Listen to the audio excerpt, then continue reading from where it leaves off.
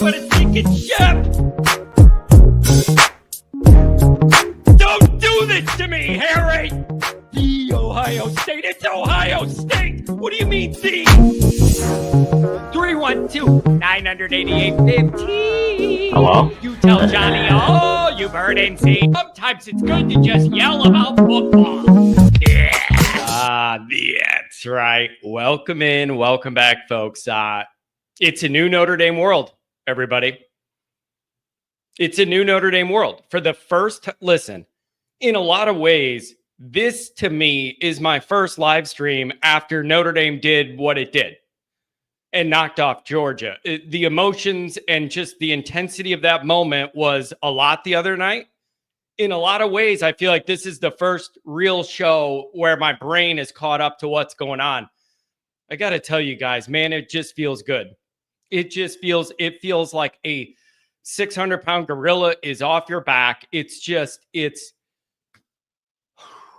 could exhale. It's just a new world for Notre Dame football. And here's the other part of it.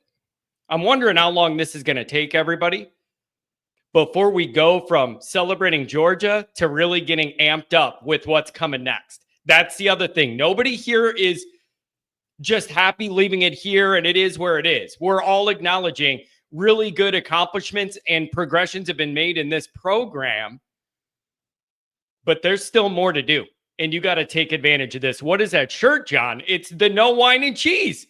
The no wine and cheese crowd, baby. No wine and cheese allowed. That's what that is. That's definitely what that is. And so I got this made and I represent it all the time, making sure the wine and cheese crowd knows we're past this. Okay. And it's a new world for Notre Dame. Listen, you guys, this is awesome. This is awesome. And there's still work to do. And the mission isn't complete, but there were some major modernization steps taken by this program a few days ago. And it is a beautiful thing. Okay, couple things. First off, thanks everybody for being here. We've been growing with the excitement of all this. A lot of people joining the shows, hitting subscribe. Please do that. Just hit the subscribe button if you haven't yet. Give the video a thumbs up. That helps me out as well. You know where to find me on Twitter, Fighting SEC People, whatever you want to do. Find us there. So here's what we're going to do. I want to hear from you guys. I got a couple super chats to do, and I want to see what people think on the phone lines. Here's the other thing, though. We may or may not have a couple special guests popping in tonight on the show. If that happens, I'm going to put them up. And so the calls, if you want to wait, you can wait. It's not going to be long, but we may or may not have a couple surprise guests popping in here, talk some Notre Dame football. So I'll keep you guys up to date on that. Here's the other thing. And I'm just getting this out of the way. I'm not trying to say that I'm popular or anything. I had 227 unread text messages right when the live stream got done the other day.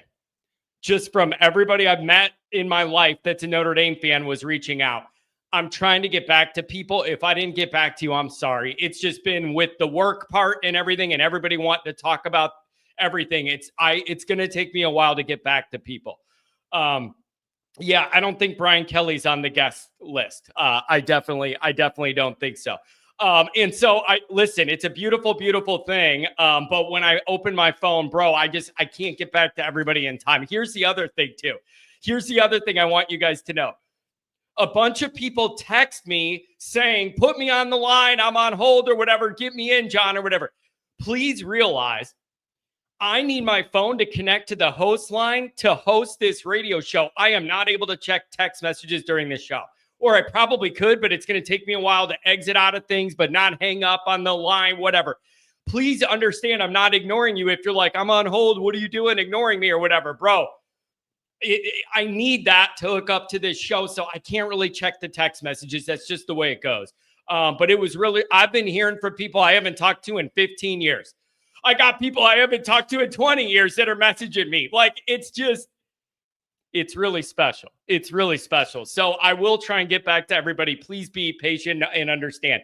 So I want to try and get through a couple of these chats and go to the calls, and we'll see if we have any special guests or not. If we don't, we'll just keep doing the calls.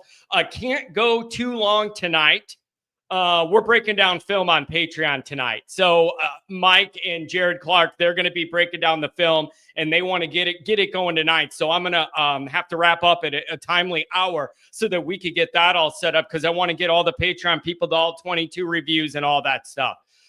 So it's that's going to be the plan for the night. I'm just telling you guys,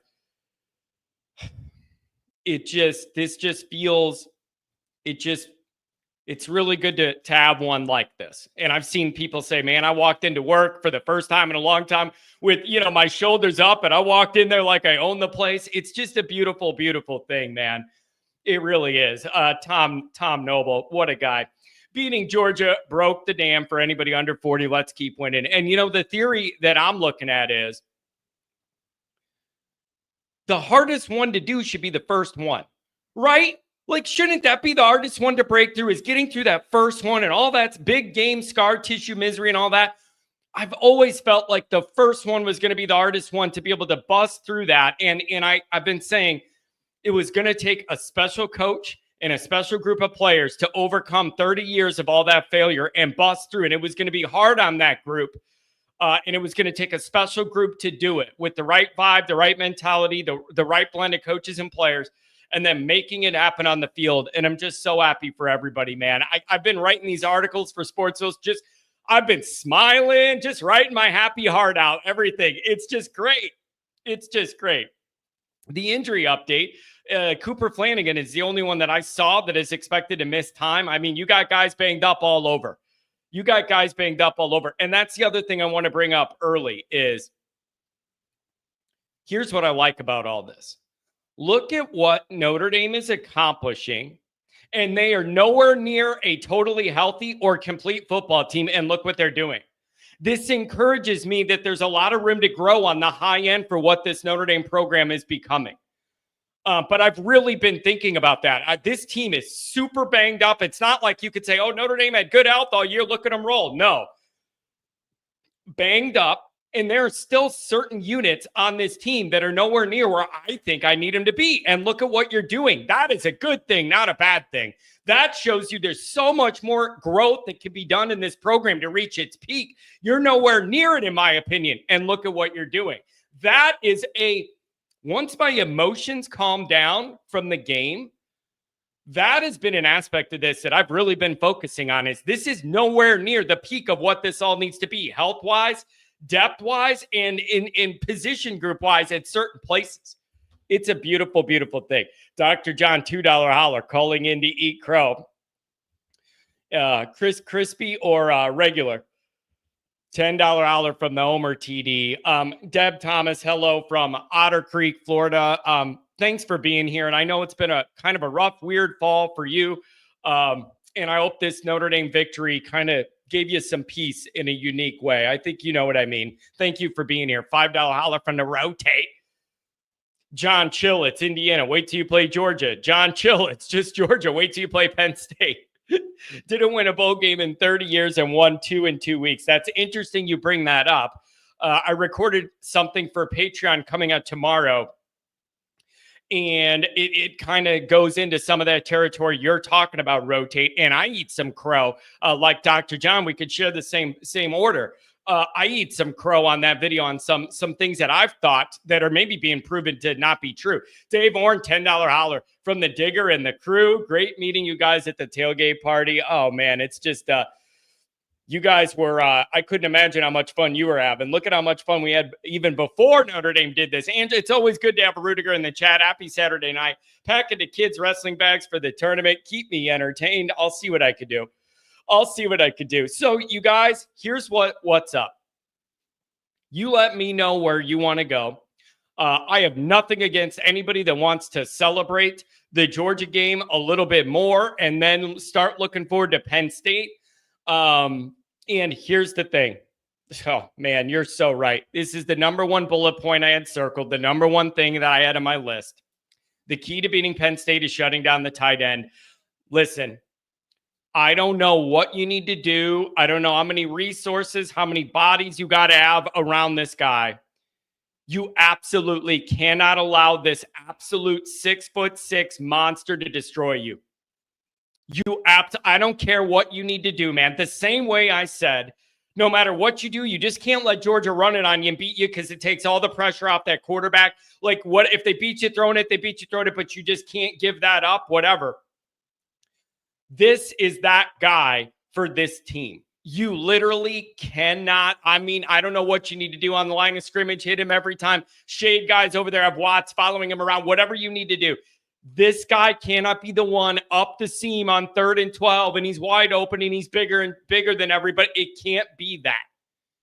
It can't be that. Yeah, Cam Newton apparently doubling down that Notre Dame doesn't belong in the tournament, even after we beat Georgia. Doubling down. Maybe the weird hats are starting to suffocate his brain. I don't understand. But he doubled down. The first article I see today, he doubled down on the concept that Notre Dame doesn't belong somehow. I don't know. You got to get your ratings and stay relevant, I guess. $5 holler from the commander. Here's to the good times. Yeah. You are. Listen. You are one win away from playing from a championship. And I know people, Ohio State's the favorite in this or whatever. And I know that we Abdul Carter is a problem. I was reading and seeing that he wasn't healthy. Is he healthy? I was reading he may not play, or if he plays, he's banged up and not going to be 100%. So somebody tell me if that information is out of date. But I saw he may not play, and I saw that he may not be that healthy if he does. So that's something he is definitely their best troublemaker on defense for sure. So let me know what you guys think, man. Reactions to the Georgia game, any of the media fallout with Notre Dame and the national media, anything. I got something coming out on YouTube tomorrow about some of the SEC media responses, and it's a little rough. It's a little rough. The SEC is not handling it too well. And so I want to know whatever you guys think, man. Let me know. Adam, I know you had a good night. I think Adam was a little hungover the day after the game. He spent a lot of time, I think, laying around in bed with an ice pack on his head, and it was well earned. Okay, let's get to some of these calls. Thank you guys for being here, man. It's so nice to do this show and have a lot of stuff just feel so different. How about that Riley Leonard, man? Oh, I'm telling you what. First up is going to be Tony. Then we'll go to Dr. John. Tony, I am very, very happy for your family, brother. Welcome to the show. Hi, John. How you doing, buddy? I'm doing well, and I'm going to stay short, but I have a couple things I'd like to touch on. And the first thing is, thank you. Thank your mom and dad. You've reached out to me for the last couple of weeks. You've helped me through my recuperation. I still have 5 more weeks of non-bearing because of my ankle reconstruction. I'm bored as hell here sitting in the house, but I get a lot of opportunity to watch and read everything you do, and it makes me feel good. Thank you. Hey, man, that's the least we could do. And you're a part of the family, and we all want to touch base with you, man, and see how you're doing. I'm happy your recovery is going well, and I imagine your spirits are high right now, as are all of ours. It's Notre Dame got the one that they've been looking for a long time, man, and it's a beautiful feeling. And to that point, and I think I've shared this with you, John, I'm so happy for you, all the long-term Notre Dame fans. I'm a Johnny-come-lately, and I'm all in, but I'm a Johnny-come-lately. And oh, by the way, this is the game I didn't want. Yeah, I know. I didn't want this Notre Dame Penn State game. Yeah, but here it is, and. But I'm all in. Family is family, and that's the most important thing to me besides faith and country. And I'm all in, and I'm happy for you. I'm happy for your family. I'm happy for long-term fans of Sacco and Tim and Tom and Doc and, Mark with glasses, all you guys that have been long-suffering. I'm not long-suffering, but I'm happy for you. Man, I really appreciate it. I know that even though, you guys haven't been around Notre Dame for the long haul, you've gotten a big taste of what it's like to be in this fan base and to see what it's kind of like in this existence. And you're a part of the family now, man. You're stuck with us. Yeah, we've had some ups and downs in the last 3 years for sure. And, it hopefully the ups outweigh the downs. And I'm also happy for Goolsby, and Goolsby is he's come around on one of my favorite coaches in the country, and I'm happy to hear that. But the one thing I do want to say, and I think this has been overlooked a lot, this next man up thing. Our defensive line has been decimated. Yep. And for the last 3 years, let's take a walk back. The last 3 years, we had this concern about, this Al Washington guy. Oh, this defense, he's not a good. Well, guess what? Over the last 3 years, can he coach? I think so. Has he developed people? I think so.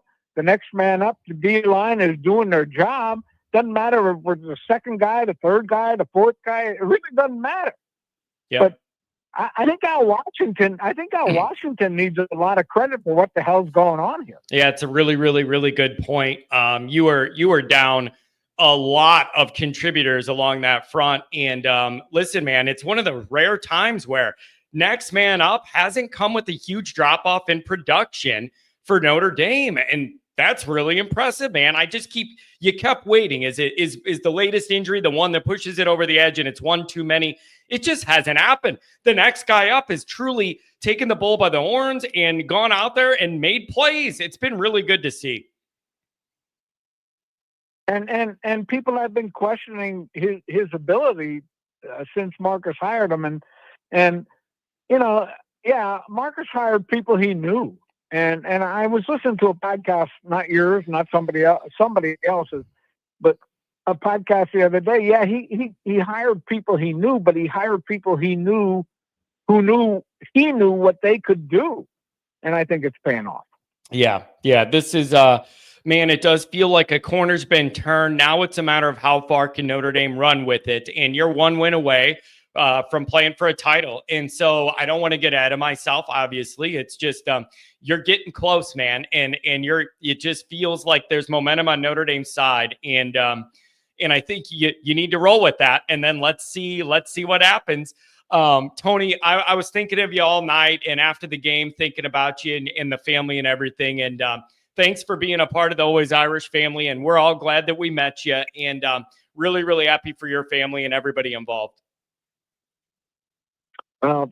Thank you. And thank your dad and your mom. They've reached out to me, and that really means a whole lot to me. And, I truly appreciate it and love being part of it, and grateful to have been taken into the family. And go Irish. Oh, go Irish. Thanks a lot, Tony. Keep up on that recovery. Always Irish senior. Good to see that. Good to see you in here.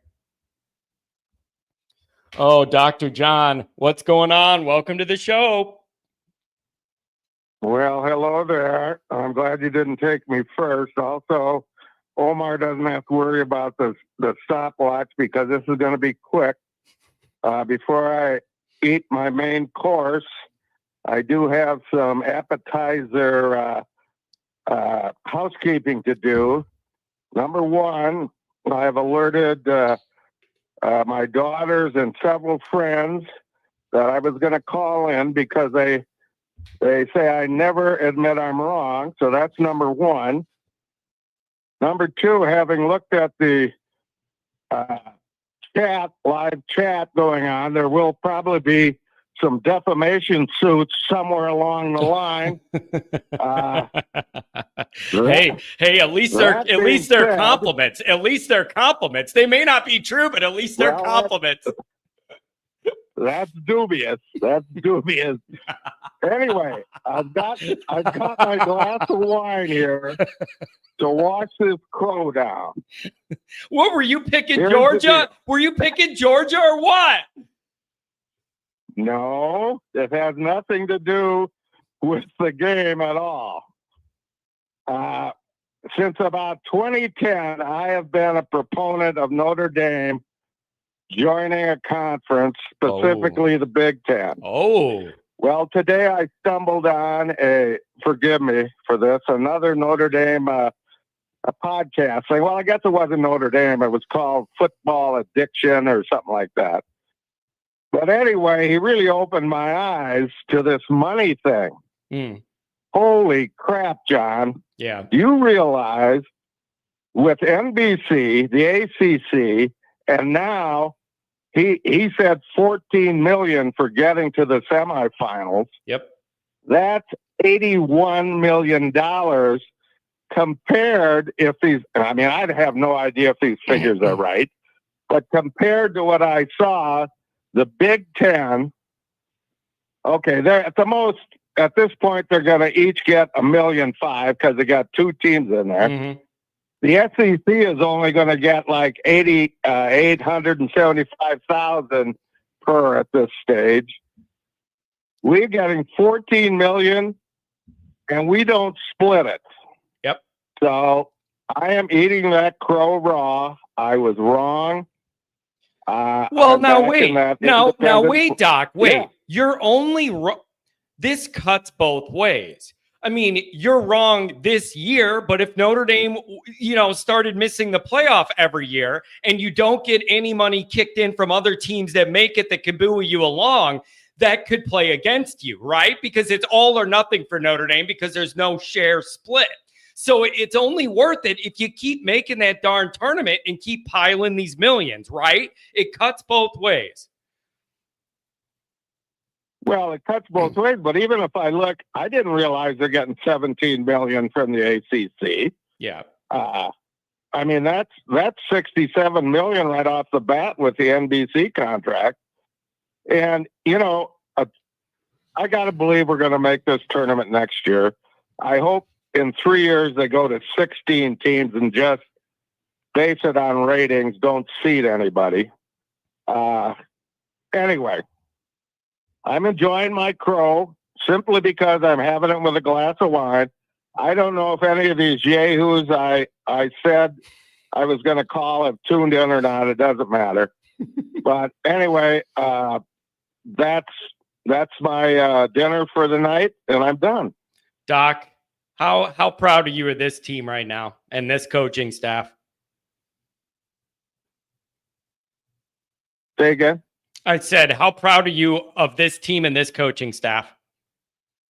Oh, my God. I'll tell you, I watched the game with my oldest daughter.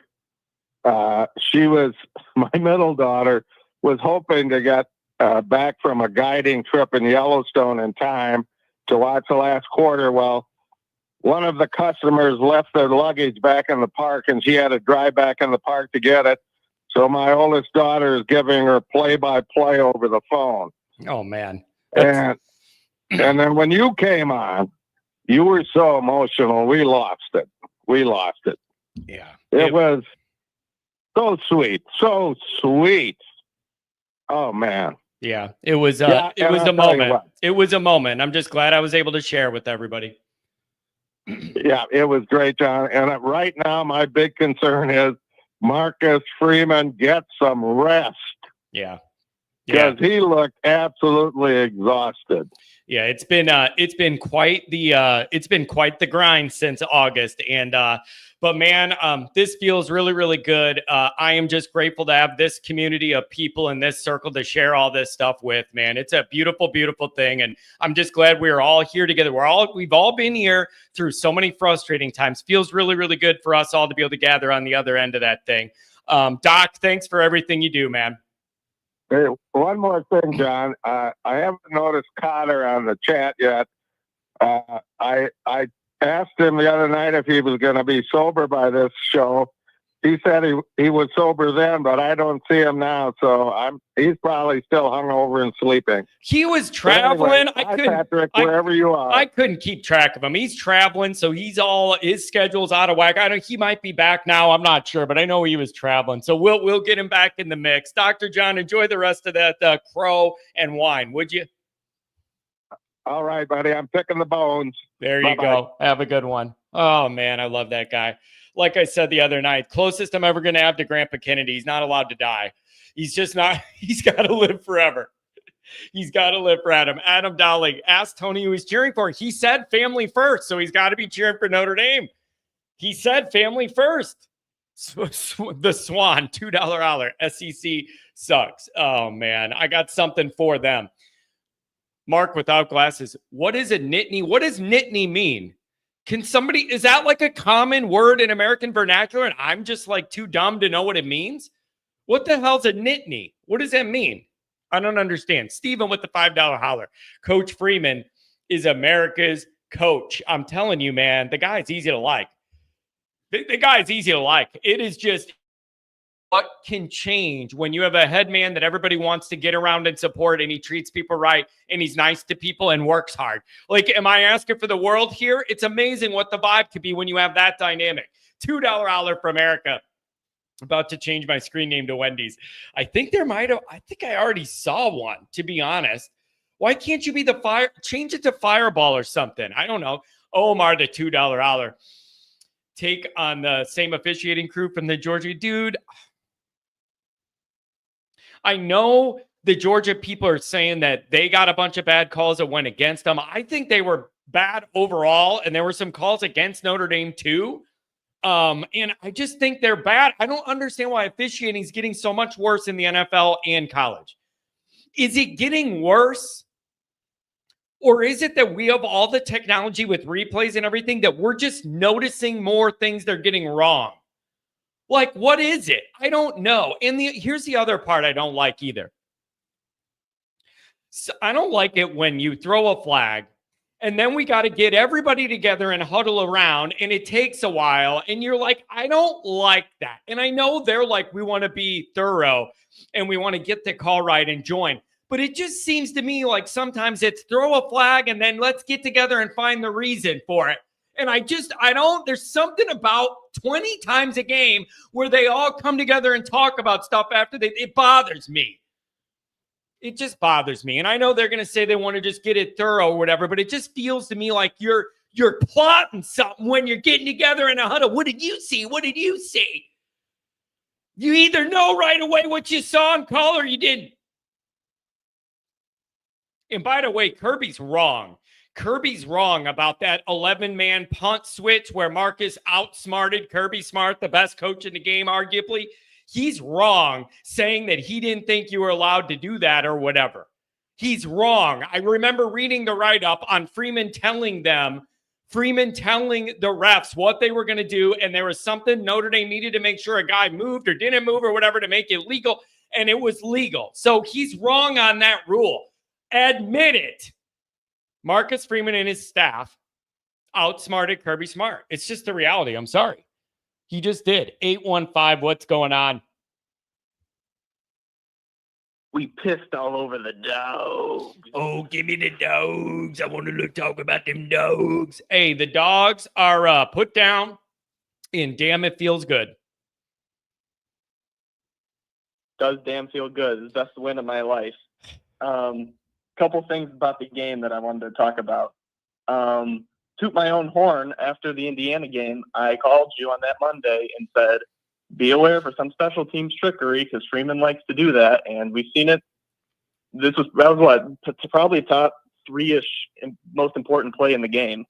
It basically almost ended the game for him. Yeah, it was. And you know what was brilliant about it is Notre Dame was never intending to snap that ball, so it was all plus side and no downside for Notre Dame. Right? They weren't going to snap that ball. This was all about seeing if you could get what ended up happening to end up happening. That's what I like about it is you found an angle to push Kirby there where it was all upside and really no downside to you.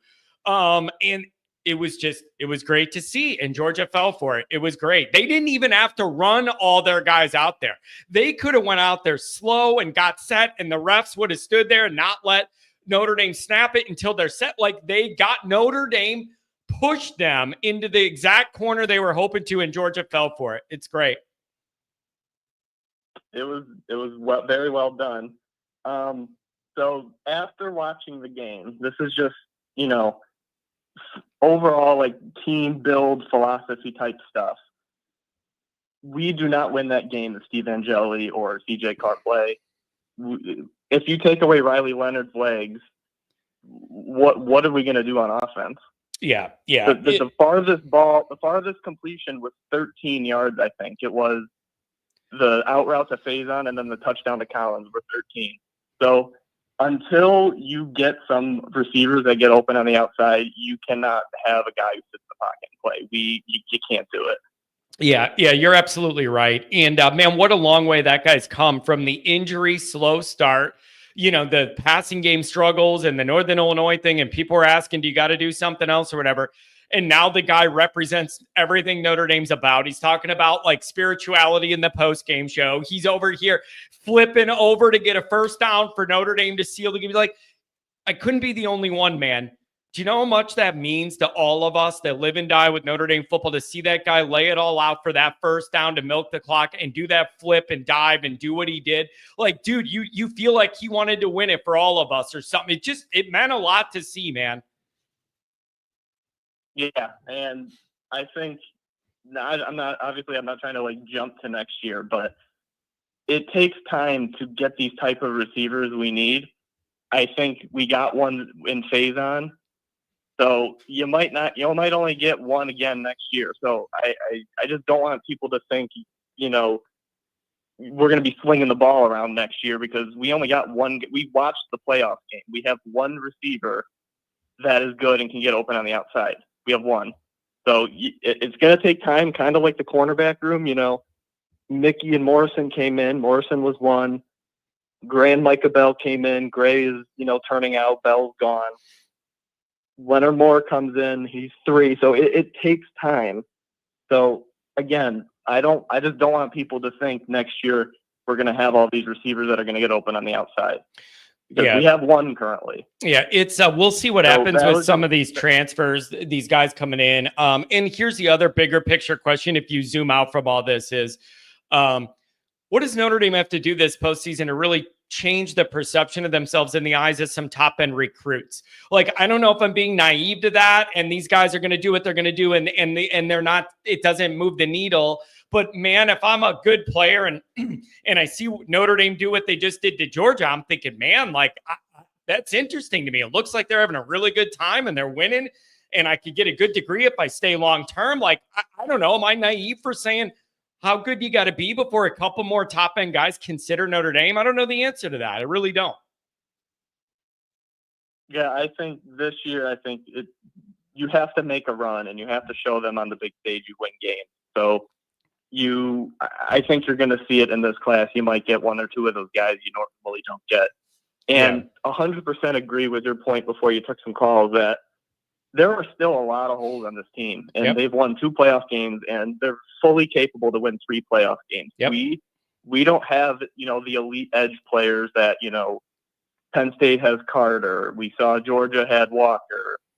Texas got Collins Simmons. Ohio State has Tulio Lamau and Jack Sawyer. We don't have that. We don't have the huge D tackles yet. We're still here in the Final Four. So there are plenty. I think that's the most encouraging thing after watching that game. Yep. Yeah. They got it done with what they have, and there's still a lot of room to put some more pieces into take it. That's how I see it too. That's how I see it too. And I do want to see. Let's see what these transfer wide receivers do. That may help bolster what we have a little bit. But I am thinking the way you are about. There is a lot of room for growth yet in this team. This is nowhere near what I envision a peak healthy Freeman roster being. This is nowhere near it, and look what they're accomplishing. So if you could maintain this vibe in the program and this energy and work ethic in the program, it's going to be brighter days ahead, man. Hey, thanks for the call on a Saturday night. Really appreciate you always being here.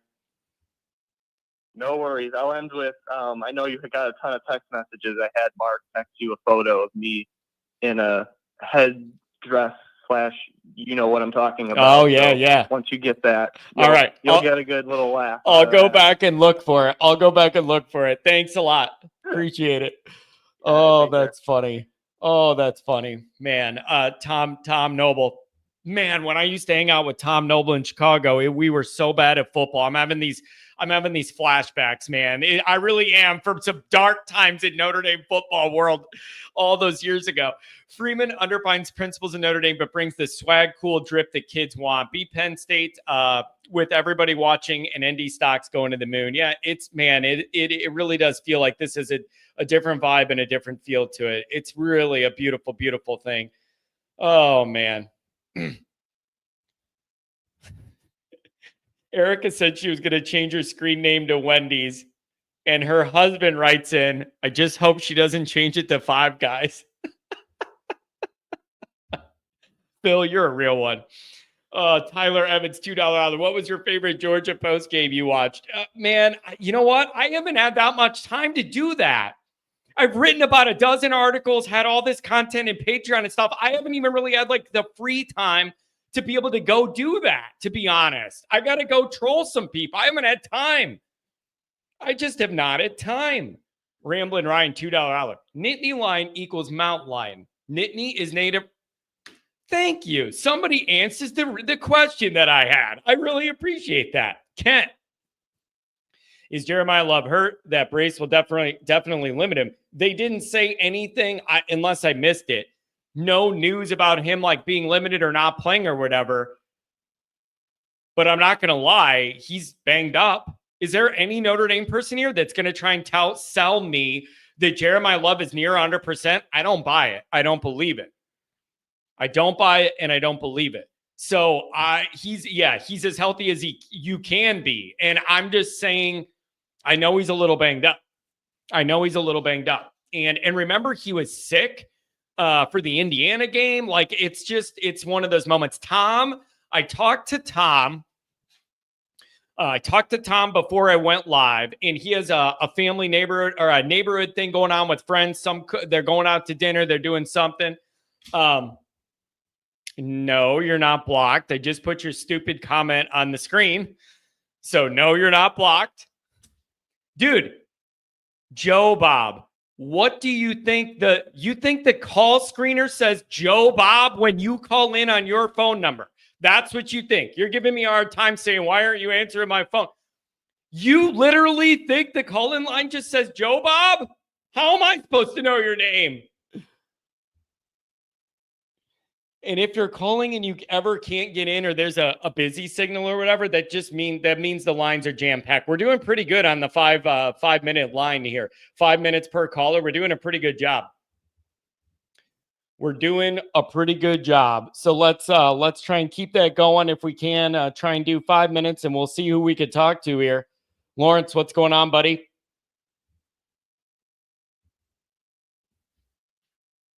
Lawrence? Hey man, there you are. Yeah, what's up? Yeah, there you go.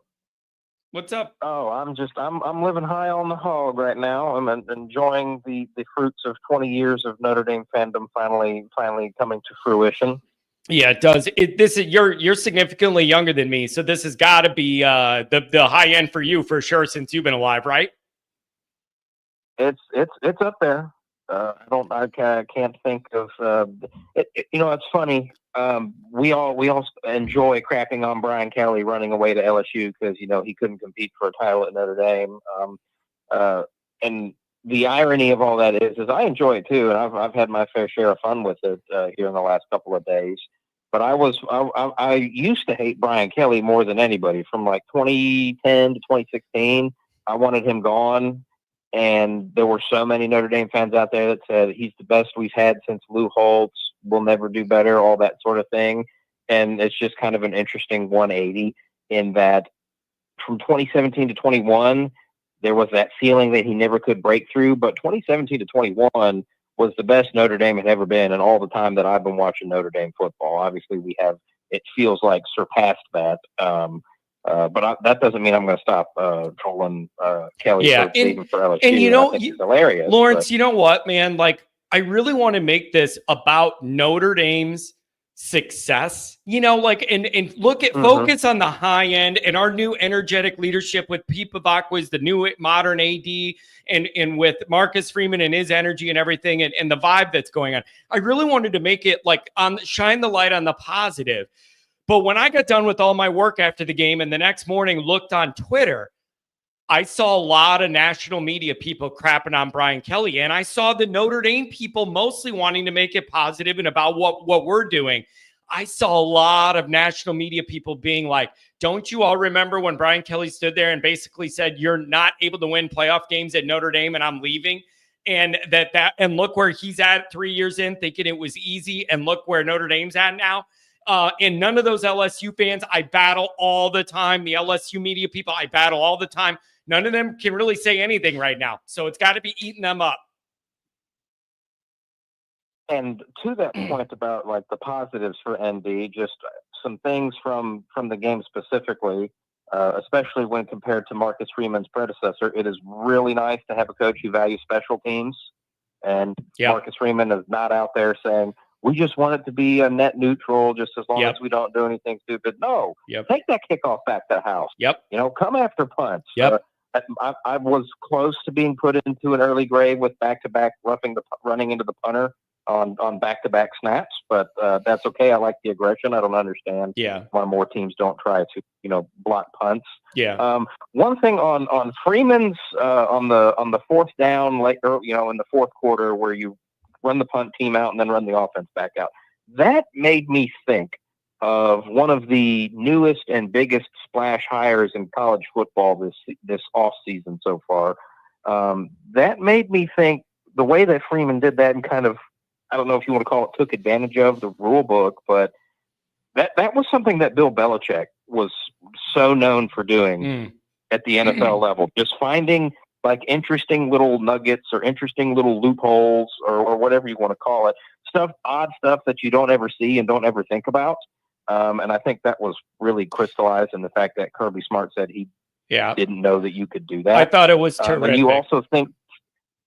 you also think back to that fake field goal against Indiana when all they were doing was trying to get Indiana to burn a timeout late in that game, and it worked.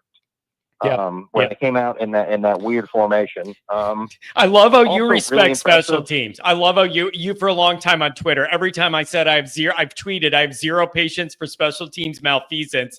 You're always right there with me with the thumbs down gif from Vince McMahon. Like I cannot handle bad special teams. It can help you win. I know the rules have changed a lot, which has kind of changed some of this because the rules aren't as conducive for a lot of kick returns and stuff now. But I'm telling you, if you do it right, it can still be a plus unit. And now it looks like your field goal kicker's back healthy too. So Notre Dame's got that Notre Dame's got that going for him now too. And I think the most impressive thing about that game for me was the game management. And one thing that I absolutely cannot tolerate is poor game management. Win, lose, whatever, you run the game right. Mm-hmm. And Notre Dame ran that game right in the second half. They started running the play clock down below 10 seconds late in the third quarter. You got to the fourth quarter, they were getting it down to 5, and you got onto that final drive, and they were getting it all the way down to 1. Yeah. And that's I don't understand. That used to drive me crazy. Like Oregon's offenses back in the day, they would like slow down and snap the ball with 18 seconds left on the play clock. I'm like, well, what are you doing? Those seconds count. And I want to say touched on it. Nationally, I've seen a lot of people give credit to Notre Dame staff. A lot of people that I think don't watch a lot of Notre Dame football have been on the airwaves saying, I got to give Notre Dame staff credit. This team is very, very well coached, and they do a lot of things very well. So they're getting some credit there. Absolutely. And everybody's touched on the injuries. And I think it's just just a quick rundown, I guess. I mean, you had 2 offensive linemen in the preseason dead. Traore and Botello in the Purdue game dead. Benjamin Morrison dead. Riley Mills dead. Howard Cross dead. And there hasn't been. I mean, I think you put the stat the other day. Notre Dame tackles for loss 9. Yep. Georgia tackles for loss 1. Yep. I mean that's wild. And I think that one of the biggest things is, we talk about Marcus Freeman being a perfect fit for Notre Dame and fitting in so well, and he's giving us so much of what we've begged for forever. I think it's not just that he's a perfect fit for Notre Dame, but he was hired at the absolute perfect time as well. Yep. As far as, NIL, portal insanity, all of that stuff, because you've got all these head coaches that have known college football for one way for as long as they've been doing it, and now they're having to adapt. And as we know, college football doesn't like to adapt and change. Well, this is all Marcus Freeman has ever known as a head coach. He's only been a head coach. It's a very good point. So he hasn't had to. It's a very, very good point. He hasn't had to relearn anything. I like that. He was born in the modern era of all this, right in the middle of it. And to him, this is just what it is and what the job takes. Yeah. I like that. That's a really good angle, man. I like that. Anything else you got, Lawrence? It's just, man, it feels darn good to be on the right side of one of these. Anything on the way out? What you got? 2 quick bullet points. We've played 4, if you follow me on Twitter during the games, this is how we found each other on Twitter way back, even back in like 2015, is, stress over so much small stuff. And then you go back and look, and there wasn't really any reason to be stressed at all, but that's just how it is during a game. Notre Dame's played 14 games this year. They've got 13 wins. 12 of those wins are by double digits. That is an insane level. And I think somebody made a good point, and it might have been Joel Klatt, and I have actually become loath to credit Joel Klatt with anything these days. But he made a really good, if this is who it was, somebody made a really good point that this year's Notre Dame team looks like last year's Michigan team in that they know what they are and they know what they aren't, and they just squeeze the life out of you, and a 10-point lead feels almost insurmountable. I like that. Yeah. And they take what they can do and maximize and squeeze every drop out of what they're good at. I like that. And last thing. So I am getting married 2 weeks from today. And I've already got my cake. I'm going to have the big Notre Dame logo right on top of the cake. So nobody needs to worry about that. Congratulations. I was wondering when that was going to happen and if she still liked you. I was wondering. Oh, absolutely. Yeah, she does. She does. I'm very lucky. That's great. And so I've kind of in the back of my mind, and sort of seriously and sort of not seriously, was like, luckily we arrived at the particular date at the same time for like the same way.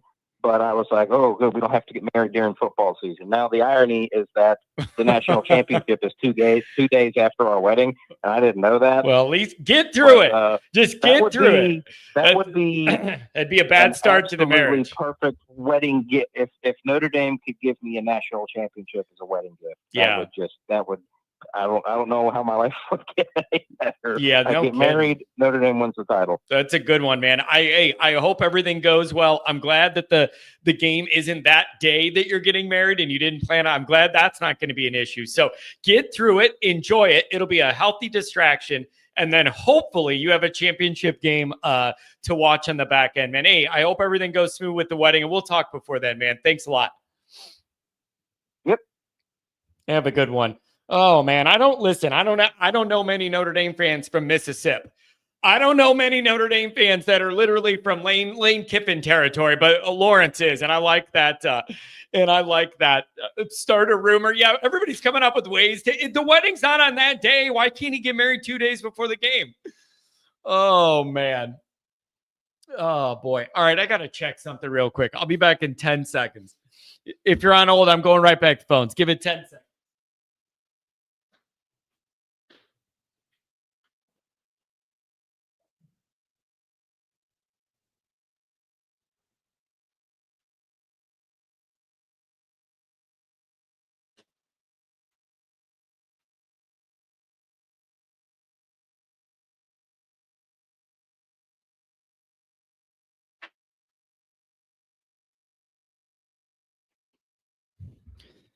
Dude, I got stuff making beeps and noises in my basement. What the heck's going on here? Something going on. It is not nose candy. Don't you guys know me by now? Pistol Pete! Bang, bang! What's up, baby? John, how's it going? Pete, I got to tell you, man, I know the way that you are with Notre Dame history and Notre Dame football, and you got to be damn proud and really happy of this program right now, Pete. Absolutely. And, oh, boy, it was nice that Paul Feinbaum had to kind of calm it down a little bit after we won the other day. You know, Pete, I got to give Feinbaum credit. The next morning, I saw him on ESPN or on Twitter somewhere, and he had that book that he wrote called Our Conference is Better Than Yours about SEC dominance. And he made the joke at his own expense and said, it's going for about 20 cents on Amazon right now if you want to go buy it. That is about as much eating crow as you're ever going to get from Feinbaum. Oh, yes. Oh, yes. Now, kind of a cousin of the disease that we've talked about before, I think Cam Newton has SEC FBD. I don't understand why he is doubling down. I mean, it's one thing to be like, okay, Notre Dame beat Indiana. I'm still not a believer in Notre Dame. And then once it was Georgia, to double down on that, I don't know what he's trying to prove, man. I don't know why he's that desperate for clicks. He doesn't need to be that way.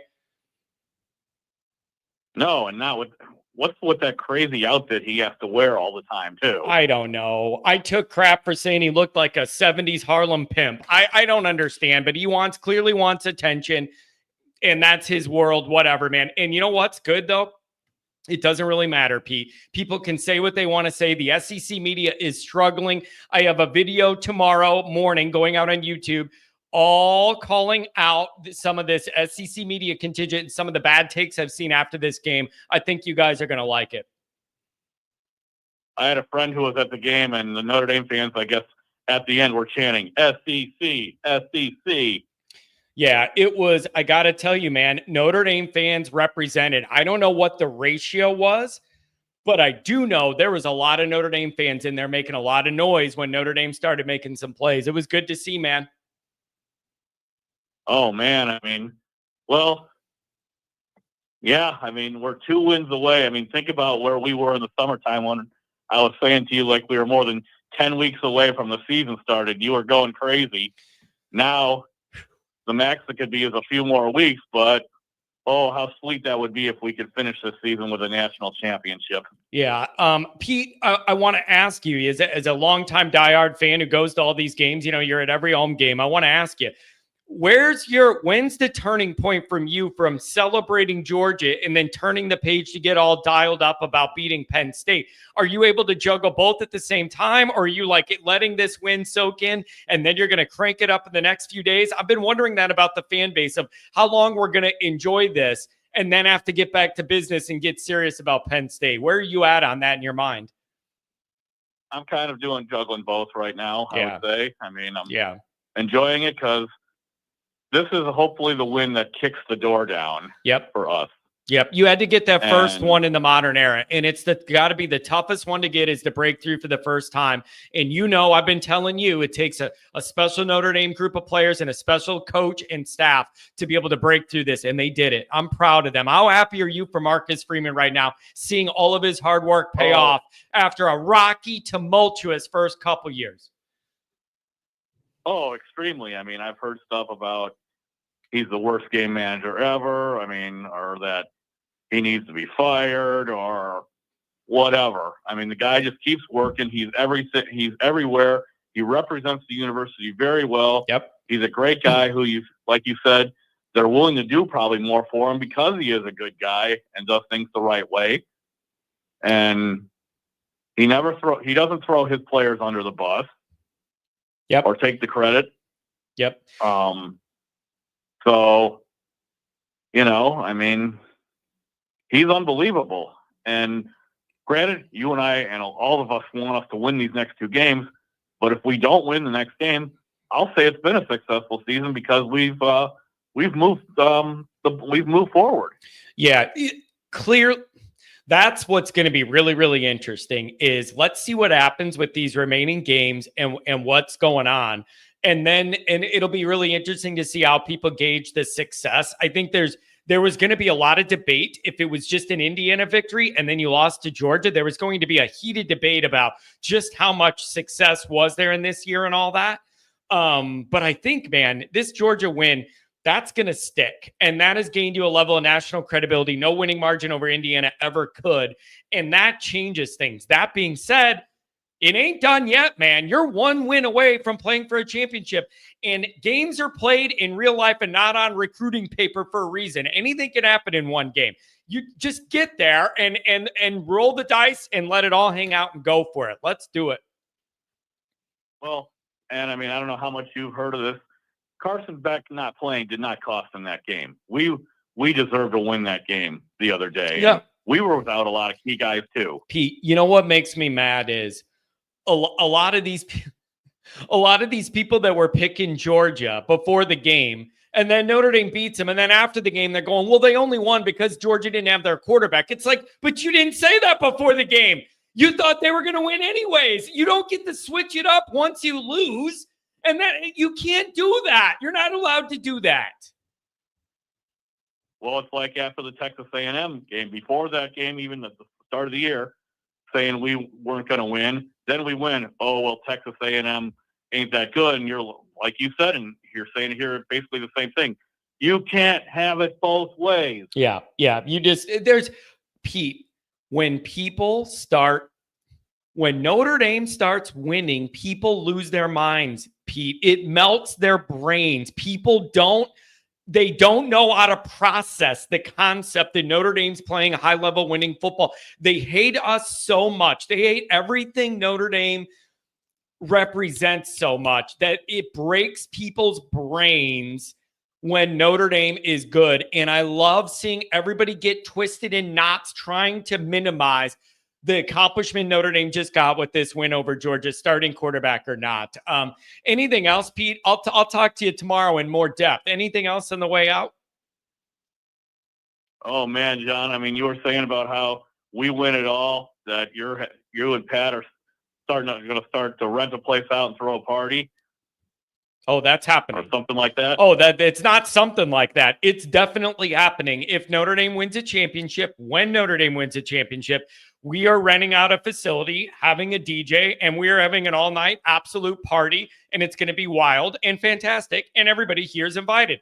Only Ronald McDonald can come, only if he dresses up as Ronald McDonald, but everybody here is invited. Well, and like you said, I mean, too, compared to the Florida State one, that DJ will play more than one song too. Yeah, that's another good point. Yeah. Won't do. Yeah, Pete, we're gonna make sure we hit some different notes there. Pete, have a good one, buddy. Thanks for the call. I'll talk to you tomorrow. Yeah, right. Oh, that is correct. Oh, sorry, Pete. Hung up on you on the way out there. Sorry, I nicked you on that one. David, what's going on? 567. What's up? Mike. Hello. Hello. Hey, what's going on? Hey, how's it going, Johnny? It's going fantastic. It just feels like a new world in Notre Dame land. I'm just happy to be a part of it. Dude, this is freaking so awesome. You know, I'm with the Digger here. We met you at the tailgate party. Yep. Oh my gosh, dude, we are so pumped for this freaking game. But you know what, Johnny, the way I look at it, I'm going to drink the Kool-Aid no matter what. And you know what? God bless Irish. This is awesome. Hey, Mike. Yeah. Here's the Digger. He wants to say something. Hey, Johnny. What's going on, man? I know this had to mean so much to you for Notre Dame to get this win the other day. It's great. We've been having a few beers and celebrating with my buddy Dave here, and the crew is ready to go. We're ready for the party when we win the national championship. Okay. Well, I'm telling you what, I'm gonna have to order some extra Miller Lite if you and your crew's coming. I'm gonna have to make sure we back that truck up to the facility, baby. Let's go. I'm telling you, I'm not right, man. Hey, this is not just me saying it just to say it. Literally, if Notre Dame ever wins a title, I am renting out a place and we're throwing a huge party. I want everybody here to come, even the trolls. Like, it's just that kind of thing that we're all going to do together. Everybody's invited. Well, we're ready for that. One thing I like to say is I love Notre Dame's physicality. It's just it's what's doing for it right now. That's what's getting them by. Seriously. Yeah, Being physical. Isn't it really, really nice to see a team that plays with that little physical edge to it? That is the kind of thing we've been begging for decades. And you just haven't quite felt that energy the way it is now. These guys swarm, they hit you, they're physical, they're fast. I feel like early in this game, Georgia thought they were going to be able to run some plays and Notre Dame wouldn't be fast enough or physical enough to deal with it and have the athletes. And I think they learned wrong. That's right. And I think I watched what you're on with Mike Goolsby, and he says it best. We out physical. We'll do it. Yeah. Yeah. So yeah. That's all I got to say, man. God bless you. God bless America. All right. Hey, thanks a lot for the call. I'm really glad I met you guys at the tailgate. Come to the blue and gold one, man. We're going to be there next. Nitwit, a pretty clever name. I'm not going to lie, for a Nittany Lion fan, that's a creative name. And you know I like rhymes, you guys. Kleenex and orange are the only things that can rhyme. This host is really good for a Notre Dame channel. I appreciate that. I'll take that as a compliment. Really appreciate that. Andrew Gilmore, good to see you. Yeah, the Schuler hit was crucial. I believe that was helmet on ball, baby. Helmet on ball. It was a beautiful, beautiful thing. Here's the thing. Party at the Cotter's Lake House. I'm sure, Barb, Pat's mom's really going to enjoy the party I'll bring over there.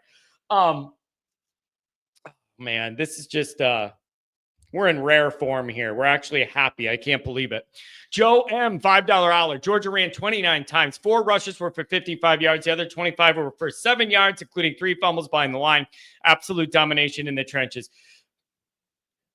Listen, you guys, does Georgia have an offensive line issue? Seriously, does Georgia have an offensive line issue? I mean, it seemed like they were... Next does not rhyme with Kleenex. Don't you think I would have thought of it if it was that simple? You don't get to bend the words like a rapper and only focus on the parts that rhyme. I'm just saying, for mighty Georgia, and everybody talked about they have these 2 guards that are 325-pound Sasquatches going to the NFL and all this. Bro, Oben was coming around the edge with the karate chop. I'm just saying, they seem to have an offensive line issue. And so whatever, man, Notre Dame took advantage. Thanks, Joe, for the $5 holler. I really appreciate it. A couple chats, and then I'll bounce back to the phone. Adam Dowling says, I'm not cooking. God bless Adam. Every time we do a tailgate, he's like, oh, I'll cook on the grill.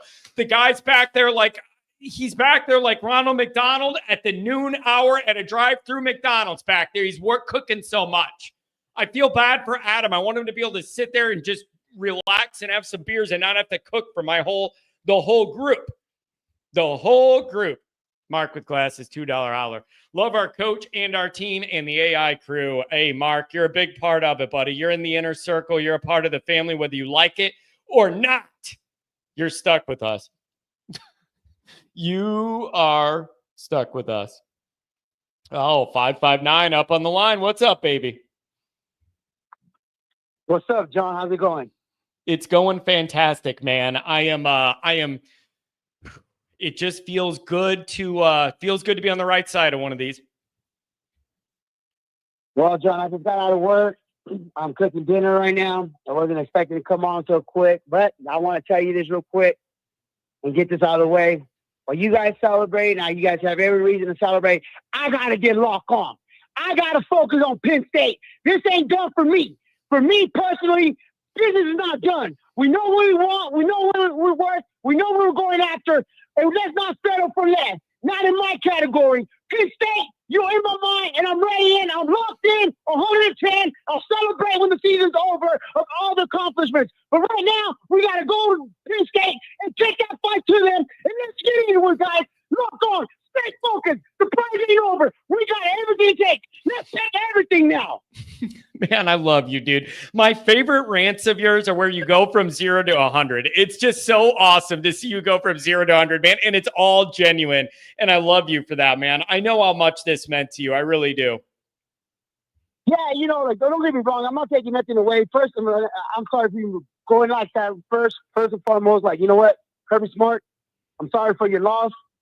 Us true Notre Dame fans love family, and sorry to hear about your pappy. Yeah. Other than that, Yeah, it's that was, focused now. dude, I thought that too. Listen, if I wanted to be smart about it, I could have wrote on Twitter, like, sincerely on a human level, kind of a rough story about how Kirby's dad fell in New Orleans and then passed away. So it doesn't seem like this was like an ongoing expected type thing. That's brutal. And I saw Notre Dame fans being pretty nice about it. You could have said that's super unfortunate, but at least you don't have a game to prepare for. You'll be able to go to all the services. But I didn't have the heart in me. I didn't have the heart in me to be that cold on a human level. That's really unfortunate, and I feel for the family. Yeah, for real. Like, I mean, I'll tell you that about my daddy. But anyways, right now, guys, we got to stay focused. The prize ain't over yet, guys. We still have a lot to go. People weren't expecting us to be here, but you know what? I ain't satisfied. I'm taking the whole cake. I'm not sharing this cake. Yeah. I'm going for it all. I want the whole bag. I don't want half of the bag. I don't want parts of the bag. I want it all. So if we want it all, guys, we got to stay focused. Omar, keep clowning, keep trolling. I love how you are. Mark with glasses. Oh my God, I love you, my boy. That was a cool thing that you did for me. I appreciate it. Muchas gracias. De mi corazón a tu corazón. Man, let's go, Irish. We're not done yet, guys. We're not done. We got a lot to focus. We got a lot to gain. There's still, man, this going against Georgia, yes. We're there. We're letting everybody know we ain't here to F around and find out. We're here to knock you on the ass. That's what we're here for. On my mom, on my boys. We're here to show you this is a new era of Notre Dame football. Not just your old grandpa's football team. If anything, it's my football team with my grandpa, my daddy, my cousin, my uncles, and my daddy, and my neighbors, and all my neighborhood. We're here to show this is the new University of Notre Dame. They have some swag, mouth, and an effing attitude with it. Man, I love you. Never change, man. Never change. Never change. All right, get back to making dinner. Call me in a couple days. I love you. Never change, baby. Real quick. Yeah. So, like, I keep hearing everybody talk about, man, if you are the way you are, just on a 5-hour energy and coffee and all that, I can't imagine how you are with John. Oh boy, you don't want to see me next to John, because I'll make sure he's Gucci'd out, flexed out, and looking all sexy as hell, you know what I'm saying, and show you how a real Notre Dame's look with gold chains, you know what I mean? And other than that, I want to tell that journalist that said something to me the other day after the game. I had a good conversation with them and say how, he's proud of the fact that our Subway alumni unites us to the university, and you know what? The Subway alumni is the ones that gave me the dream come true to take my baby boy to the University of Notre Dame and made a reality for me. So all of you, I love you guys. Keep doing you. Stay humble. Keep doing what you're doing. I love the fact that you get all your original callers in first, and all the people that have been with you through thick and thin from the beginning to where you're at right now, John. Keep growing prosperity for you in your future. And all of a sudden, we have Half-Dome Mountain trying to be on Ryan Clark's behind and be like, I'm with you, brother. I'm with you with this. I'm with you with that. You know what, Stephen A. Smith? We don't need you to give us our props. And I don't need you to be rooting for Notre Dame. You need to give us our credit then. So stay in your lane and know about basketball, bro, because this is all about college football. Stay in your lane, Stephen A. Smith. You don't need to be riding this Notre Dame train now.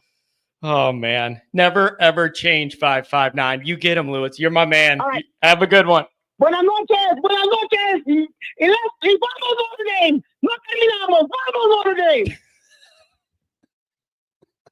I'm not going to act like I understand all that. I just know he said something, go Notre Dame is what the translation is. I love that, man. I'm telling you. Listen, you guys. Sometimes the world just works out for you. The very first tailgate I walked into for the Indiana game, he was standing right there. It was just like meant to happen. It was just meant to happen. Literally all the tailgates going on, and the first tent I walk in, there he is waiting for me. It was just meant to be. It was just meant to be. Yeah, they're really stretching, you guys. G-Bank, they are really stretching. I saw on Twitter, there is a video of Marcus looking back. His name's Anthony Tresh, I believe, the analytics guy that goes by Marcus and tells him situations. And I think it was before the punt 11-man switcheroony or whatever they did. And he looks back at that guy, and the guy's like, yeah, now's the time or whatever. And then I see all this stuff start going on Twitter. Oh, Notre Dame's cheating. They must have a Connor Stallions thing going on or whatever. These people are stretching and they struggling, bro. They're stretching and they're struggling to, I'm telling you, I gave the SEC way too much credit. I thought for a conference like that has had as much football success as they've had, they would be able to be more mature about what they saw and process it in a more mature fashion. I was wrong. They are struggling, man. When Notre Dame does something good, it breaks people's brains. They absolutely cannot handle it, and they're hell-bent on tearing the success down any way they can. It's amazing. It's amazing. They just cannot handle it at all, and it breaks people's brains. It truly does. Brian's purple face. $10 holler. ESPN looks so bad not showing pregame announcers. We're all Georgia. And the chick, dude, my tweet on this has like 1 million views. None of my tweets get 1 million views. The one, I took a screenshot of that ESPN anchor wearing the Georgia stuff. I put it on Twitter and I said, I present to you an unbiased sports reporting channel or something. In the last I checked, it's over 1 million views. And then some NFL coverage, NFL memes or something on Facebook took it, and then they posted on Facebook. It's getting run. Yeah, literally, she was wearing a Georgia jacket. I don't know, man. I'm a lifelong fan. Grandpa and Evan, this one's for you. I'm telling you, it warmed my heart. All of the people that called in after that game or put in the chat, this one's for my grandpa, this one's for my brother, this one's for my friend that passed away. And they would have all loved this moment to be here with us and all that. Dude, that was the best part of that celebration the other night, was everybody just kind of remembering their people and the reason that we are Notre Dame fans. Yeah, that offensive lineman, the irony there is, Monroe Freeling is the guy that was getting beat all night, and that's the guy that all the Notre Dame people and recruiting people wanted, and they were making a big deal about. So he's young, ill-developed, but I remember that name in Notre Dame recruiting circles as a guy we really wanted and lost out on. But there was a lot of talk about him. Justin Graham. Hey, John, is it just me or does Penn State's coach Franklin remind you of somebody with his arrogance and the way he handles himself? He's the most humble guy in the world compared to Cignetti. Compared to Cignetti and Kelly, that guy's the most humble guy in the world, Franklin is. So, I mean, if I'm looking at that with all of the misery Brian Kelly caused my hairline and then dealing with Cignetti, that makes Franklin seem like the most humble guy in the world. I don't look at him that way because he's nowhere near on the level of those two other dudes.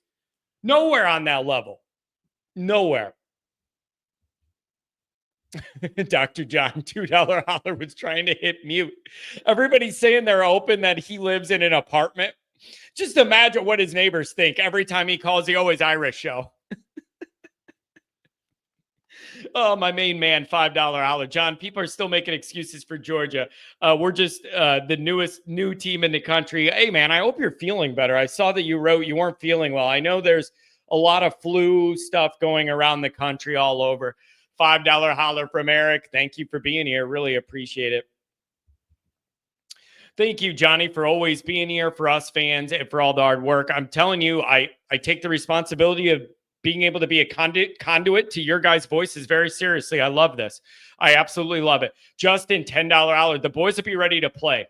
They'll have the edge they need this time of the year. Remember, John Franklin was saying we don't belong in the playoffs because the NIU loss. Show the boys that, oh, I like the way you thinking. I like the way you're thinking. Put that up and have that sitting there. Have Joe Bob, I have no idea. I'm trying to be very respectful about this.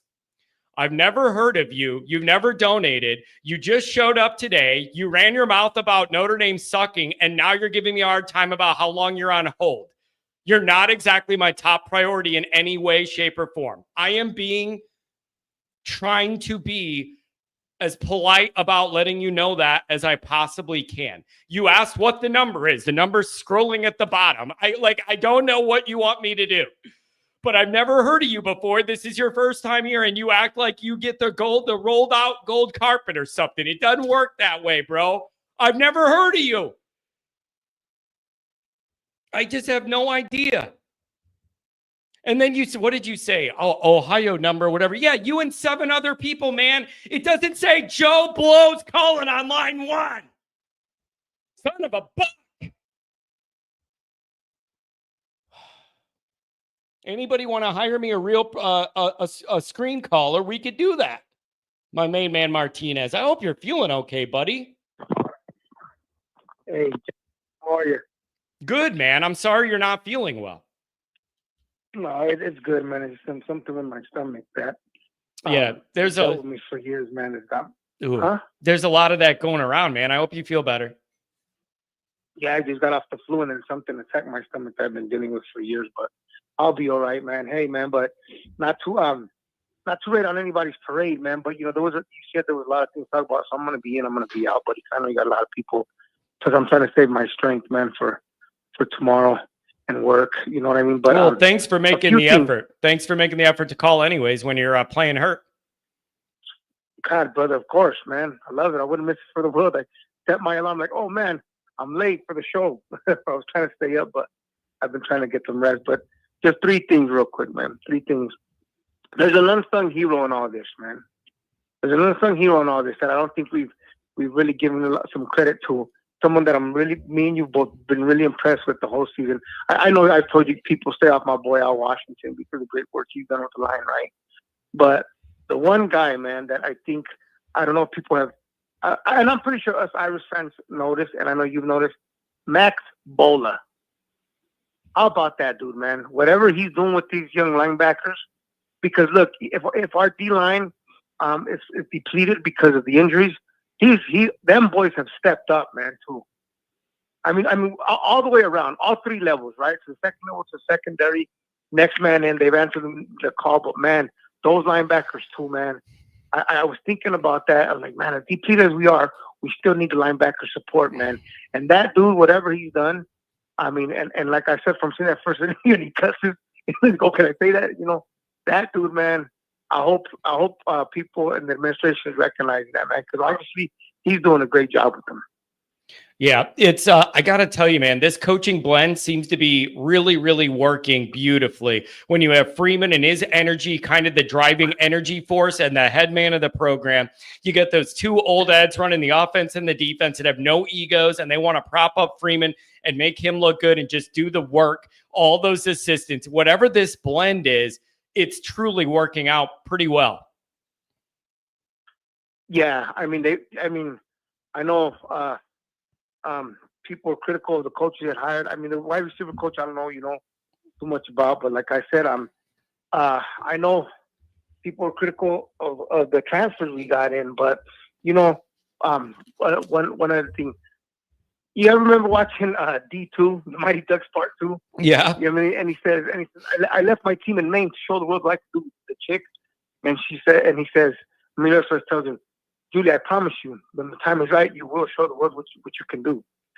R.J. Oben, not to compare to Julie the Cat Gaffney on that movie, but R.J. Oben, when the time is right, he showed the world what he can do. Man, I was so emotional for that boy.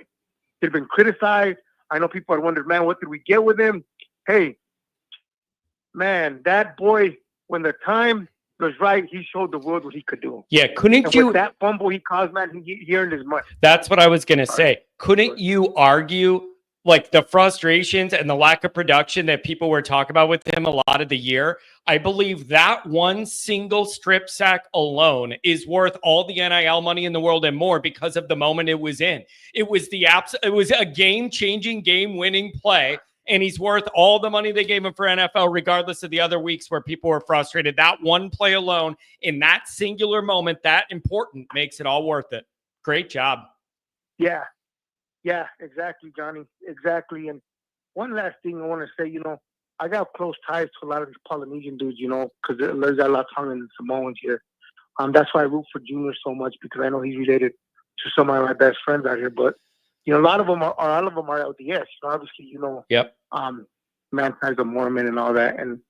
But I barely found this out. A real close friend of mine, when we first moved here from Los Angeles, it was kind of hard to adapt to a culture, because you go from the city of Los Angeles, where there's got a lot of Asians, Blacks, Latinos, and then you come to Utah, and it's like, whoa, it's LDS, and you basically don't see it. But anyways, a good friend of mine that was a huge Notre Dame fan, man.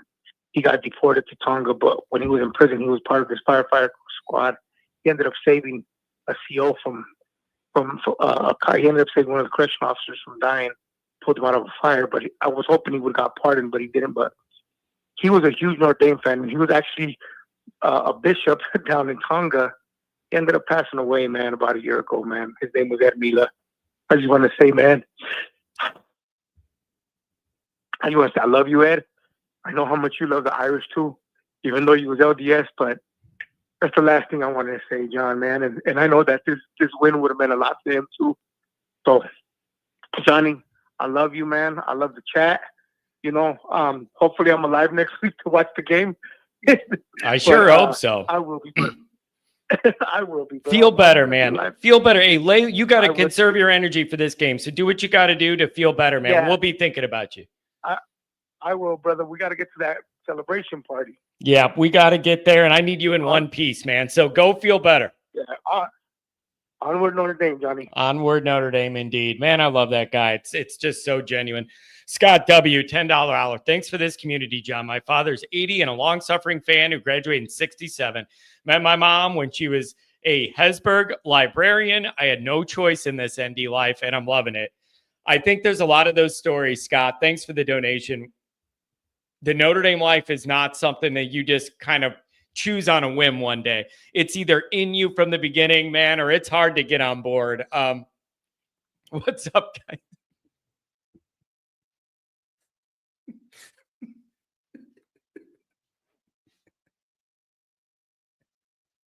I just didn't expect Avatar when I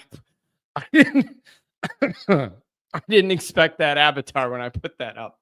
I couldn't see what it was. Indiana and Georgia don't even come close to Penn State and Ohio State. Yeah. Who said that they did? I don't understand that. Who said that they did? I don't think anybody said that they did. What does that mean, that we can't be happy about Indiana and Georgia? Do you think a lot of people would have picked Penn State to beat Georgia if that was different? I don't know. I'm just saying, clearly nobody's saying that Ohio State doesn't look really, really good. I mean, geez, they've looked really, really good. Let me worry about one thing at a time. Always Irish Senior is here. It's great to see the Irish win big games and mean something. It certainly is, man. Oh, it certainly is. That's man, that's for sure. 517, thanks for the donation. What's going on? 517 here. I really didn't expect to be answered this quickly. Cool. Hey, man. I don't even know what I'm going to talk about. When you super chat, you get to jump some of the line, man. That's just the fairest way I know how to do it when there's a lot of people waiting. Hey, thanks a lot for joining the program, man. What's on your mind? Oh, is this a magical run or not? That's what I'm saying. Man, can you believe it? I've called you a few times over the years, a couple of years now. You've been doing this call-in show for like 2 years now, right? Yeah, I think this is the third football season of it. Your last call, it looks like, was all the way back in May. It's been a while. Because it's in May. That means it was spring game, right? So you all the speculation. I just can't believe how deep this team is. Can you believe it, dude? I just can't believe how deep this team is and what they're doing. Everybody is buying in, right? You always talk about energy when you have your podcast. You always talk about the energy. Yep. The energy, everybody is coalesced around Freeman energy, right? It's such a beautiful thing to see. But you can't really neglect to talk about, did we really, this is what I was talking to my friends about earlier tonight. Did we really, going away, win that game? I don't know, man. I think it was kind of like a toss up. It was a rock fight. It was tough. Here's what I'm going to say. Very tough. What do you think? Here's what I think. All of these games, in the bigger the moment, it seems like we always end up frustrated saying, man, in these biggest game moments, there's usually a handful of plays that change these game outcomes.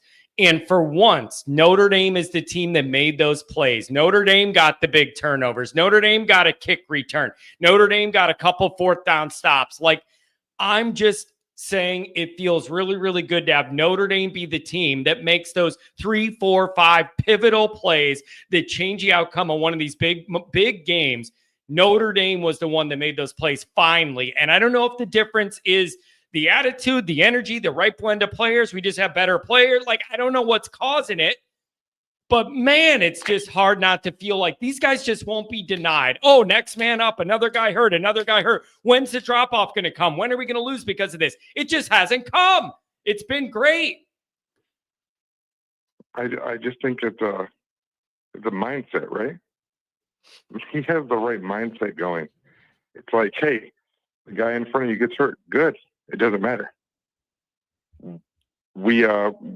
Jeremiah Love gets hurt. It's not really good, but whatever. I mean, we have Jordarian Price. Okay, fine. We also have a freshman running back, Aeneas Williams. Pretty good guy. It's I just don't know how to explain it, man. I don't even know how to explain it, man. I don't even have words for it, really. Yeah, it's been a long time. Something coming. It's been a long coming, time, dude. We're here. We have finally arrived. We beat the SEC champions. Blah blah blah blah blah blah. Doesn't matter. Are we gonna win? Or are we not? We gotta win the Natty now. There's only one thing we can do is win the whole freaking thing. Win the whole freaking thing. We'll be fine. Yeah, We'll be good. Yeah, this is it's a real opportunity, man. When you have this vibe and this group and they're peaking at the right time, that's another thing I've thought about is even with these injuries, Notre Dame seems to be finding a way to play some of their best football now. Like, it's just great that they seem like, it's like when you get hot, the baseball playoffs, they always talk about, whoever's getting hot at the right time and peaking, you could peak too soon. You don't want to do that. It really feels like this team's just flying high and they're not going to be denied. And they just keep finding a way. And it's the kind of Notre Dame football we've been begging for like 25, 30 years. 25, 30 years. Yeah. I'm 36. Last time we won a national championship, it was before I was born, 5 months before I was born. Yep. I'm over here. I'm salivating for anything so I can get these people around me that say, I'm dumb for loving Notre Dame. I'm dumb for thinking that this is going to happen. I made a bet with my brother 4 years ago. I said, in the next 4 years, Notre Dame's going to win a national championship. This is the 4th year. Yeah. This is the 4th year of my bet. Man, it's and you know what else? Freeman came in. It's not Freeman a choice. came in 4 years ago, John. Freeman came in 4 years ago, and he started recruiting these crazy athletic players over and over and over again, convincing them to come to Notre Dame to play for us.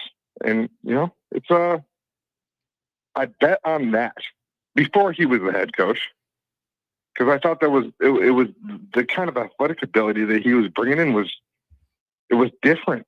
Yeah. It was different because you see people going sideline to sideline. The first play of the game, what was it? Quick pitch. Oh, Jalen Snead, I already got you. I'm already 1 yard on the sideline. I'm going to smash you. So these guys, we finally have the athletic ability to do what we're supposed to do. Let me sidebar. Penn State's coming this week. These guys, they have a team that's kind of built very similarly to Notre Dame, right? Yep. What do you think? Yeah, I see it that way too. I think those are two similarly kind of shaped and put together teams. I agree. I do. I kind of do think that. You guys disagree with that? I think I see a lot of similarities, especially in like some of the recent recruiting. Like, I don't know. I see them. look at them a lot more similar than I looked at Notre Dame and Georgia being more similar, or even Penn State and Georgia. I think Notre Dame and Penn State look more aligned than a Notre Dame Georgia roster, in my opinion. The only thing we're missing is a playmaker at tight end, which number 44 looks like a pretty good player, man. And then they got 2 running backs, really good players. So we're not going to sleep and act like we're going to actually make it to the national championship. We actually have to dig in. The team actually has to dig in and actually buy in to the fact that they're not there yet, which God knows, man, that they know that it's 1 week at a time now. Yep. You got to get, you just got to get one more any different way you can. And then you're in the championship and anything can happen. Anything else, my friend? Thanks for the donation and giving me a call tonight. Oh, no. Hey, I'm just so excited for the team this year, man. Yeah. I appreciate you too. I want you to win that bet, damn it. Thank you. I want you to win that bet against your brother. That's what I want. Dr. John says, you guys bring out the worst of me. Yeah, you're stuck with this now, Dr. John. You've been here a couple years. You're at the Indiana game with me. You're stuck with us. I'm glad we could do that for you. It's just funny. Dr. John spent all of his life gaining maturity in all this, and then the longer he's with me in our group, he's reverting in maturity level. Oh, Rob. John, I demand you to be a fan of all ND sports starting now, especially women's basketball, who can win it all. I am a fan of these sports, but I don't have the same vigor and energy to cover them the same way I do football. What's going to be interesting is, dude, Joe, seriously, man, you got problems. You're going in a little timeout. See if you could come back and grow up a little bit. Seriously, give me a break, man. I don't know who you are or where you came from, but you're starting to get outrageous. You're starting to get out of line. You are getting out of line. That is for sure. 415, what's going on? Hey, John, how you doing, boss? I'm doing fantastic. It's a new world for Notre Dame. I'm happy to be a part of it. That's kind of where I'm at right now. Well, I think this morning I finally stopped hyperventilating and pacing around since that game.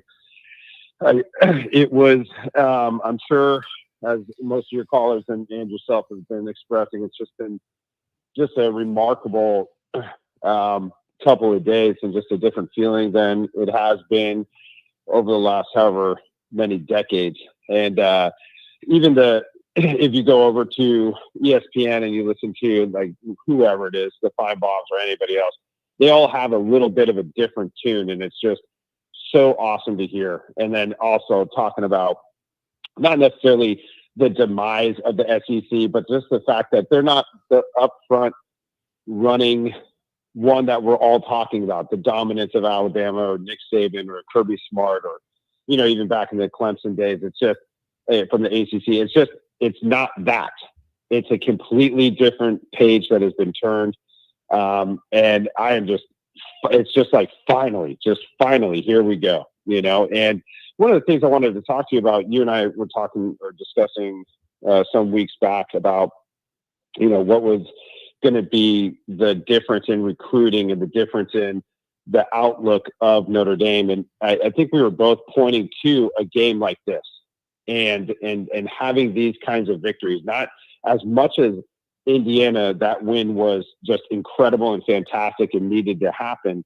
This type of statement game are the things that start changing the tide and hitting those dominoes towards, higher recruiting, better players, more portal transfer of players that are coming from other institutions that want to be a part of this culture. And it's just going to keep building from here. So I just wanted to touch on that with you and see your thoughts. Yeah, man. I just think breaking through the first time, I think, is the most challenging one. You know what I'm saying? Like, I just think you had to find a way to crack through this big game drought thing that weighed on the whole program and weighed on each of us. You just have to get through all that somehow, some way. And then I think it's a new horizon and it's a whole new world for what the program could be. And I'm just so damn happy that Freeman was the one to do it in this group of players. And the sky is the limit, man. If you're going to play like this and have this kind of depth that performs like this, the sky's the limit for Notre Dame in the modern era. And I want to add, modern thinking, forward thinking athletic director with Pavakwa that wants to support Freeman and give him what he needs to win within the Notre Dame value structure. I'm telling you, there's a lot trending in the right direction for Notre Dame. And this Georgia win, regardless of what happens next, it's a big one, man. It changes things. It really does. It absolutely does. And that success that we are now, finally having after, all these years, it is straight coming from the top, having that switch of leadership, going from the Brian Kelly days and all these different things. It's like finally getting the coach that we needed to get. He gets the coaches that he needs in. He didn't sit there and say, I'm the man, I'm the one who's going to be directing this whole thing. I want younger guys underneath me that are looking up to me. It's like he went and got the guys who have been around for a lot longer than he has and said, hey, I need to learn from you as well as be a teammate within the coaching ring, and be the head coach and learn and adapt and grow. And we've seen that. We've watched it. And the fact that, this society is so instant gratification needs to happen right here, right now. I think Alabama's a prime example. They're calling for their head coach to already be fired. And it's like, man, the guy just walked through the door. And I know it's like, it's not, you're coming after Nick Saban and all those other things, but you've got to give these coaches time. Marcus Freeman needed time. He needed to get to his third year. He needed the guys that he was bringing in, the coaches that he was bringing in, the players, all this different stuff to start formulating in the way that he had into his vision. And it's not an instant thing. And the fact that, like yourself and others, and myself included, I was definitely like, I love it right off the bat when I saw it. We talked about that in the, what was it, when he finally got the job and they introduced him into the locker room. It was like, that's the kind of energy we need. There's the buy-in. Now he's got to work and produce. And he did. And here we are, so man, it's just incredible. It's just incredible. I think the celebration just continues and it's just going to continue all the way to South Beach. And I hope that, I know that we can get in there and get that W and I think it's going to be an absolute blue, kind of blue blood, old school, just brawl. It's just like, fine, bring it. Who cares? Let's go. Yeah. You know what I tweeted today? I tweeted earlier this morning, the famous poster picture from the Notre Dame Penn State Snow Bowl of our defensive guy meeting their running back in the air, jumping over the goal line where they clash and the snow's coming down, and that famous photo that turned into a poster a lot of us have. And I just posted that. Oh, yeah. I posted that picture and I just said, this picture sums it up better than any words I could come up with. And I just think this is going to be really, really interesting. Oh, wow. I totally agree. I mean, the only thing that would be a little bit better is maybe if it wasn't in South Beach, just because it does kind of take, it's more like the glitz and glam type of thing rather than that of like, I don't know if it was that like Cornhusker Stadium or something like more Midwestern, but it is one of those, it's going to be a classic. I really do. I feel like this is going to be a classic. And regardless of what happens, in this game, or if we get past this game and get to the national championship, this season is an absolute victory, and we cannot let that be taken from us, regardless of what happens. Yeah. And let this momentum keep riding into the off season. Let's keep getting those recruits. Let's keep, getting out there and getting on the road and talking to these kids and getting them to buy into our culture, because, we know what we have here, and they will show up for it. Yep. These are exciting times, man. And the thing is, I don't feel like I don't feel like this is the high end of what a Marcus Freeman team's going to be. I really don't. I think there's a lot of meat on the bone and some improvement on this roster yet to come. That excites me more than anything else, because I don't even think this is the high end of what this is all going to look like down the road, man. Anything else? Thanks for the call tonight. No, I just want to say I totally agree with you. Totally agree with you on that. This guy is in his late 30s. Yep. When did these other coaches retire? Like 60s, 70 years old. He's just in the incipient stages of his career as a coach. Yep. And he is going to learn so much more. And it's just we are just at the start of this. It's going to be incredible. It's going to be fantastic. Just can't wait to be there. And by any chance, are you going down to South Beach, or what did you guys decide for I'm not going to go. I'm not going to go, but a bunch of the crew is. Okay. My brother's going, and my brother took the flag from the other night to go represent down there. Adam Dowling and his wife are going. Pat, my sometimes co-host, he's figuring out the ticket situation. He may or may not be going. We're going to have a contingent down there. Fantastic. All right, my man. And well, I'll catch you on the next show then. And thanks again for doing this. No problem, man. Thanks for the call. I got to say, you guys, I don't want to jinx it, but the phone line's been really good today. Like crystal clear phone lines. Nobody sounds like they're drowning in an abandoned mine shaft. Like, I don't understand. Some of these people sound like they're calling from under the ocean. I don't understand. $5 hour, J-Vig. Thanks, Hammer, for passing this team to your sons. Go Irish. I've been critical of the transfers and rental QBs. Looks like I was wrong. Go ND. I'm telling you, man. It's whatever they did, it's a good blend, apparently, because look at the results we're getting now. $3 hour from the Wells Lamont player of the game. It's Reggie Brooks. Players waiting for run. Be the hungriest. 28-16. I'll take any Notre Dame win over Penn State would make me happy at this stage. $20 hour from Pilney. Pilney, you must be a man with $20 bills all over your house, because you donate them all the time left, and you get a $20 bill, and you get a $20 bill. Thank you. Shannon Sharp, noticeably quiet about his Georgia boys getting stopped by Notre Dame. Talk about every other playoff game but ours. Listen, man, people's brains crack and break when Notre Dame's good. They don't know how to handle it. They absolutely don't know how to handle it. And then the immaturity takes over and the panic of Notre Dame being good. And then they go to every lame excuse you could. Wait till the episode tomorrow morning. You'll see what I'm talking about. I got something special cooked up for the SEC tomorrow morning. Stay tuned on YouTube. I got something real dandy cooked up for them. Irish Cold, $2 hour. Joe New. Yeah, tell me about it. Andrew Gilmore. I do think we'll need more offense against Penn State. I really hope Love is healthy. I've seen a lot of people speak about, Notre Dame only had 90-something passing yards and was able to get a win in this last game, and that they're going to need a more balanced offense and be a little more effective on both, the run and the pass game. Like, fine. You just need to find ways to keep winning. But yeah, it would be nice if you had a little more confidence that if you wanted to go to a pass game and throw it around a little bit, you could do it. I don't know. But again, you look at that roster and you're like, what's the recipe for Notre Dame to win against Georgia? Well, they kind of did it. You didn't turn the ball over. You caused them to turn it over a couple times. You ran enough. You threw just enough. You got a kick return.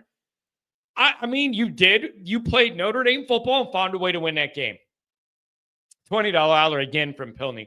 Indy's decision to stay independent's paying off. Indy keeps the home playoff mojo juice. 14 mil Sugar Bowl payoff. Doesn't have to split it 18 or 12 ways. Man, I'm telling you, that home playoff game against one of the lower seeds should be pretty advantageous for Notre Dame down the road, man. There is some real momentum you could get playing in that environment at home and winning that game heading into the playoff. That's a terrific start for Notre Dame. Roger Dodger, seems like your blood pressure is normal. Anything I could do to help that? I'm just telling you. For once, I'm happy. I'm just being as honest as I could be. For once, I'm genuinely happy with Notre Dame football. And it's amazing what that does to my personality and my mindset and my anxiety and my anger issues and my rage and everything else. Have you noticed that unlike when I started this show, I don't have to pound on the counter to get my point across? while I begged the head coach to get on a private jet and go recruit, and he just wouldn't do it. And instead, I'm sitting there banging on my desk with my hair falling out saying, why can't this guy just get on a plane and go recruit? It's just good to be past that. It's good to be past that.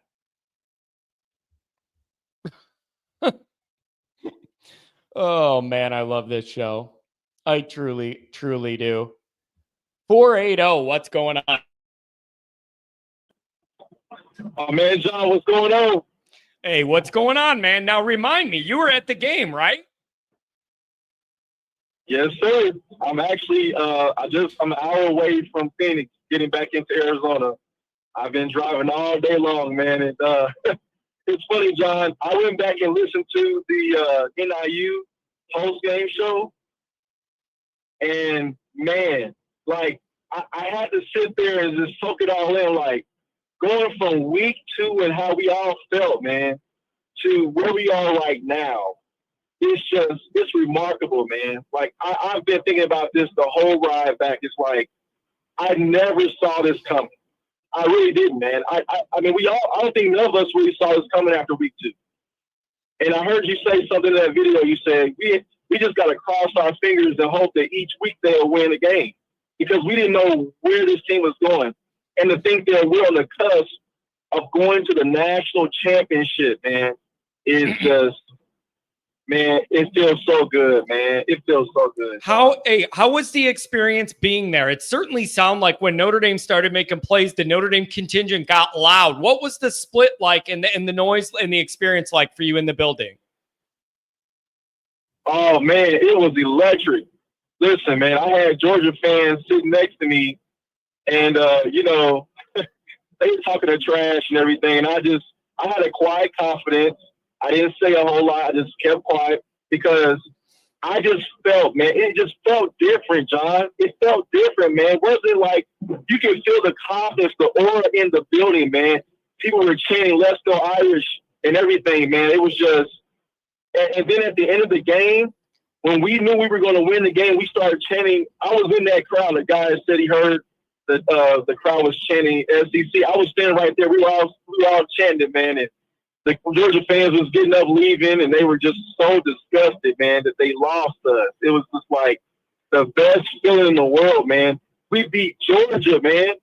Like, I remember those last two games playing them, and, like, we just never could get over the hump. And it made me think about all the games, man, that Alabama getting ran off the field, man. Miami 2017, Clemson 2018, Michigan 2019, Alabama 2020. Like, dude, we've been ran off the field, man, and been a laughing stock. And now we're not the laughing stock anymore. Now people that would never even think about cheering for Notre Dame is rooting for us, man, to win the whole freaking thing. And it's all because we have a coach, man, and Marcus Freeman, that's so polarizing, man. He's so likable, man. He's such a great representative of this university. It makes you proud, man, to be a fan. I've been a fan for over 25 years, man. Yeah. And to finally get, like, I'm around the same age, man. I have seen nothing but failure. And like the other guy said, all I've been able to do, man, is try to just speak of positivity and being optimistic that one day soon I'm going to witness this team win a national championship. And man, just to know that, like, we kicked the door down, man. We kicked the freaking door down, and this team is playing with an energy, man. Listen, I've been a part of championship teams. When I was in high school, I was a part of three-time state championship track and field team. We lost 4 times in 4 years. We were legit, man. We put the fear in schools when we went against them. I know what that feeling is like when you're with a team that is just body together. You just get it. You're clicking on all cylinders. This team right now, man, they are clicking on all cylinders, man. The speed, John, I was there, man. Dude, the third string DNs were whooping up on that line, man. Yeah, they were whooping up on Georgia. Yeah, they were. We were faster. We were physical, man. Listen, I'm getting excited already just thinking about what I saw, man. I'm just so excited, man.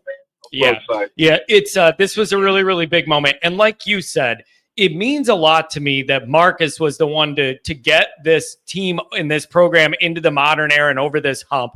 I just think he deserves it. He treats people the right way and he works his ass off. He's a great representation of the university in the modern era within Notre Dame's, a value system, nothing pushing it or whatever. Like, it's all lining up to be a really healthy blend for the modern era at Notre Dame, and the future looks bright. It's hard not to see it that way.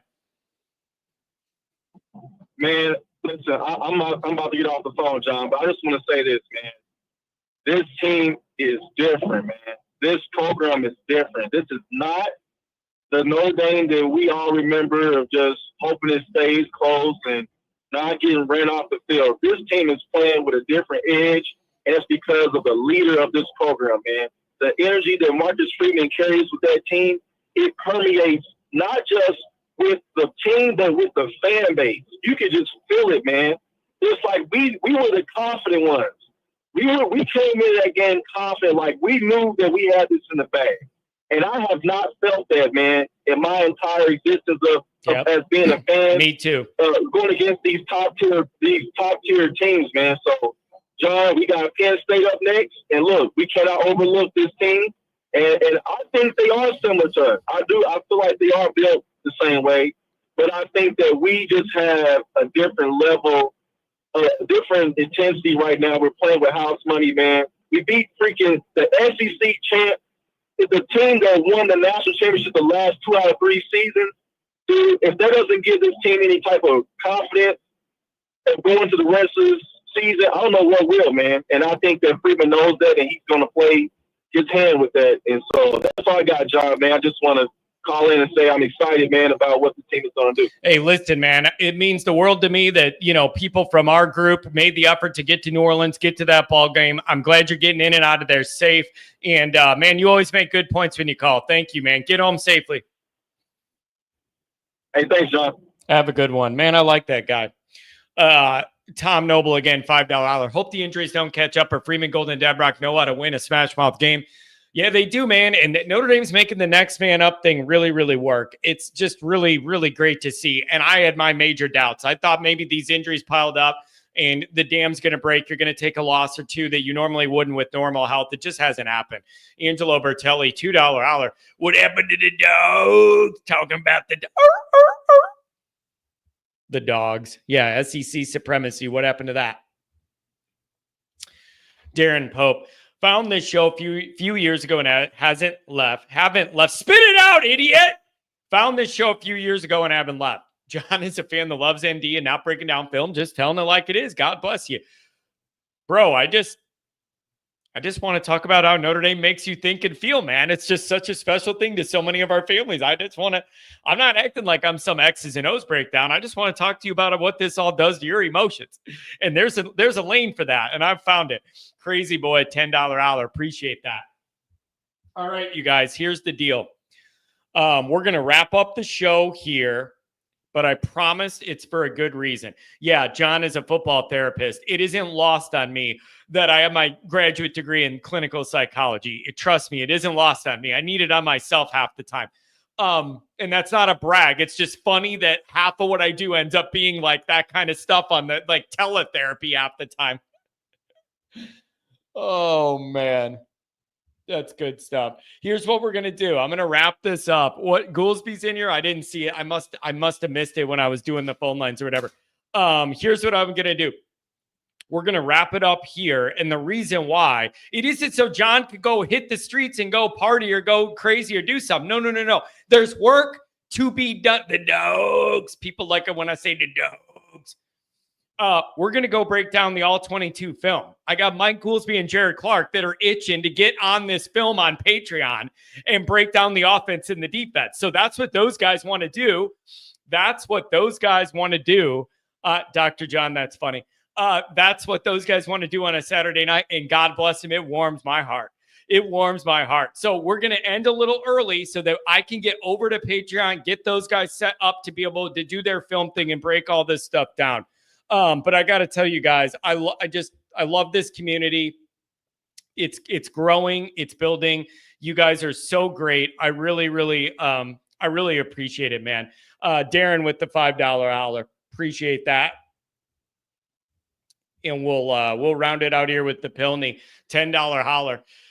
The Sugar Bowl win feels like the 88 Miami game. Beating the U that year, defending champs, was the pinnacle. That victory gave the team the confidence to go all the way. Man, I'm telling you, it's just a beautiful, beautiful thing. And so here's what we're going to do. As soon as we get the all 22 film breakdowns going, those are going to go up on patreon.com/alwaysirish.